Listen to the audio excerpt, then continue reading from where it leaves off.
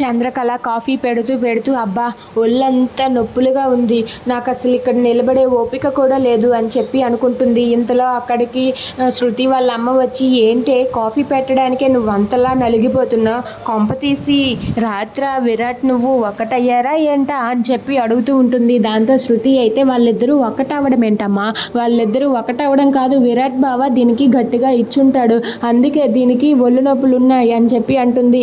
లేదు, మా ఇద్దరికి రాత్రినంతటికి అస్సలు నిద్రే లేదు అని చెప్పి అంటుంది. అది వినగానే శృతి, శాలిని వీళ్ళందరూ కూడా ఒక్కసారిగా షాక్ అవుతారు.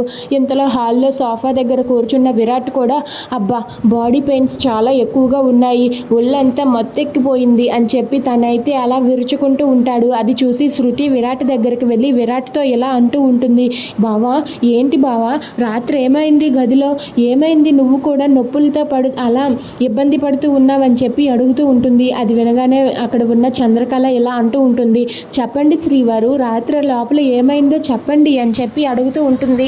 దాంతో విరాట్ ఇలా అంటూ ఉంటాడు, రాత్రి నేను చాలా ఎంజాయ్ చేశాను, రాత్రి జరిగింది చెప్తే అసలు మీరు తట్టుకోలేరు, అందుకే రాత్రి నేను చాలా అనుభవించాను, అలాంటి ఎంజాయ్మెంట్ నేను నా లైఫ్లోనే చూడలేదు, అలాంటి ఎంజాయ్మెంట్ కోసం నేను పదే పదే ఎదురు చూస్తూ ఉంటాను అని చెప్పి అంటూ ఉంటాడు. అది వినగానే శృతి, శాలిని వాళ్ళమ్మ ఒక్కసారిగా షాక్ అయ్యి అలా ఉండిపోతారు.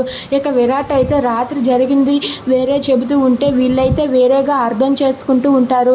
ఇక చంద్రకళ విరాట్ వాళ్ళిద్దరూ కలిశారని వాళ్ళైతే ఊహించుకుంటూ ఉంటారు. ఇదంతా విని చంద్రకళ నవ్వుతూ ఉంటుంది. ఇక శృతి, శాలిని వాళ్ళైతే షాక్ అయ్యి అలా చూస్తూ ఉండిపోతారు.